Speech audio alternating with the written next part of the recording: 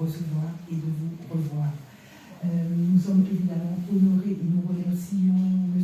Payen, proviseur de l'établissement, M. Gauthier, de nous avoir permis de mettre en place ce cycle de travail. Parce qu'effectivement, si nous sommes rassemblés ici pour clôturer, pour pouvoir célébrer la journée nationale en hommage aux victimes de l'esclavage, c'est un cycle que nous avons commencé depuis le mois de janvier avec ces élèves. J'ai envie de dire, ces merveilleux élèves qu'on a vu se découvrir, et s'épanouir. Et on a eu le résultat aujourd'hui, lors de la visite guidée qu'il y a eu ce matin. Parce que ce qui n'était pas prévu, c'est que la presse havraise soit là. Donc nous avons FR3 Betzel qui a débarqué de manière tout à fait inopinée. Et ces jeunes-là ne se sont pas décontenancés. Ils ont pris la parole devant l'écran, devant les caméras. Ils ont dit leur questionnement concernant ce sujet-là. Alors nous sommes extrêmement fiers, effectivement, en tant qu'association, d'avoir initié ce cycle de travail avec eux, qui a commencé par des interventions dans la classe, à partir du PowerPoint. Nous avons effectivement été associés au travail initié par Madame Égine Magé, qui est la responsable sur le plan international du travail qui est fait avec ces élèves-là, qui sont des élèves académisants. Et en fait, Madame Magé, ici présente, elle a déjà construit avec eux un documentaire qui s'appelle Haut en couleur, la France bien élevée, la France haut en couleur. Et ce documentaire-là, il parle de la diversité, il parle de l'origine ethnique, mais pas seulement de ces enfants-là. Et en fait, il parle de la France telle qu'elle est aujourd'hui. Et la France qui a du mal à assumer son passé colonial, son passé esclavagiste.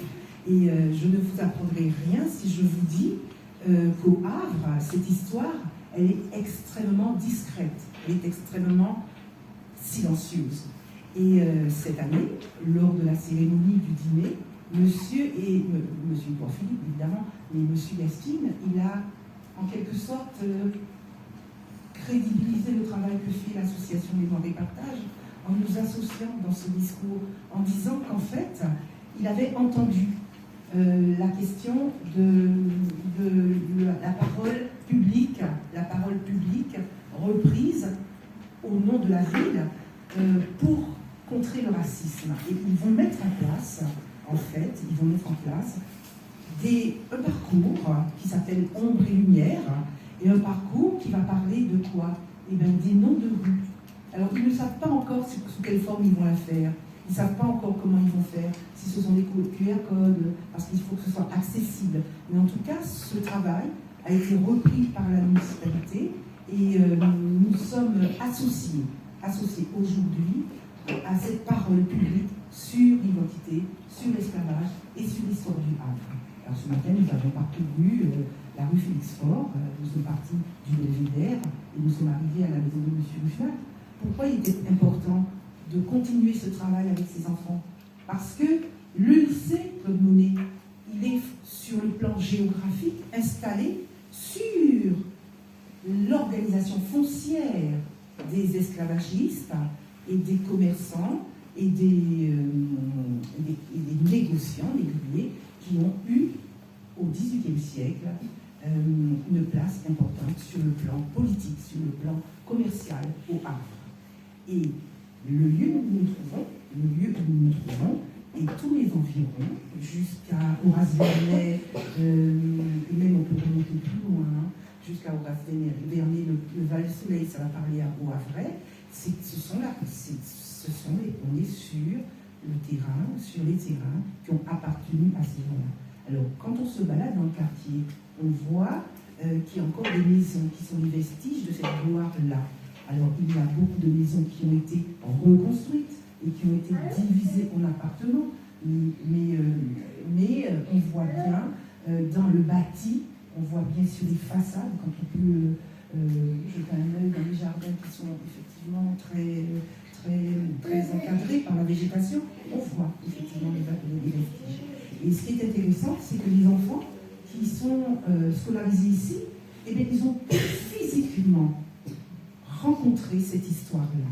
Parce que l'histoire, c'est pas que dans les livres. L'histoire, c'est dans l'espace. C'est dans l'espace public. Et au Havre, il y a une difficulté avec ça, avec l'histoire, avec l'espace public. Pourquoi?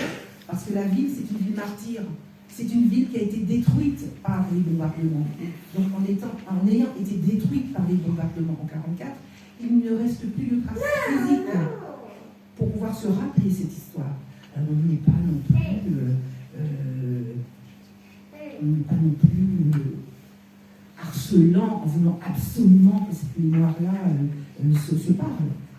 C'est pas ça. On veut que cette mémoire-là apparaisse parce qu'on en connaît les conséquences.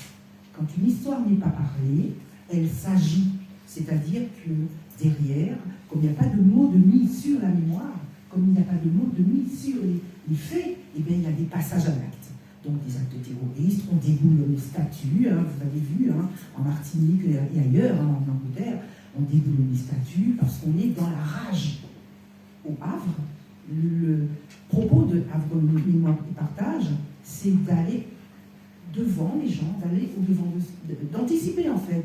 On ne veut pas qu'il y ait de rage, on ne veut pas qu'il y ait de déboulonnage, on ne veut pas qu'il y ait de casse. On veut justement accompagner l'élaboration d'une pensée sur l'identité. Et c'est pour cela que nous faisons ce travail avec ces élèves-là, avec Madame Magé. C'est pour cela que nous remercions M. Gauthier et M.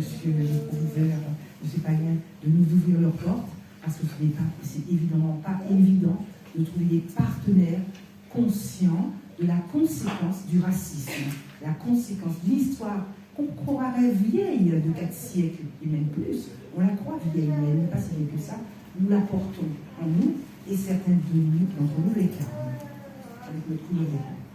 Donc, nous avons la chance d'avoir M. Soulega, qui est un écrivain qui a parlé de manière magistrale dans son bouquin, le livre Le cri de l'innocence. Il a parlé de manière magistrale de la mulatrice solitude. Pourquoi on va parler cet après-midi de la mulatrice solitude et pas seulement? Parce que cette dame, c'est une icône de la lutte contre le rétablissement de l'esclavage. Monsieur Napoléon Ier a estimé que pour faire rentrer l'argent dans les caisses de l'État, il fallait de la main-d'œuvre servile, il fallait rétablir une forme de travail non payé. Et les nègres marrons, ils se sont insurgés, les gens se sont insurgés. Ils ont pris les armes. Et Madame Solitude, enfin Rosalie Solitude, elle a fait partie des nègres marrons qui se sont révoltés contre le rétablissement de l'esclavage par Napoléon Ier. Et ça s'est mal fini pour elle, comme pour les autres. Mais on est là aujourd'hui pour honorer leur mémoire, parce que nous ne voulons pas qu'ils soient morts pour rien. Oublier les gens, c'est les faire mourir 2 fois. Donc en parlant aujourd'hui tous ensemble, eh bien, nous les faisons vivre. Et leur sacrifice n'aura pas été vain. Je vous remercie.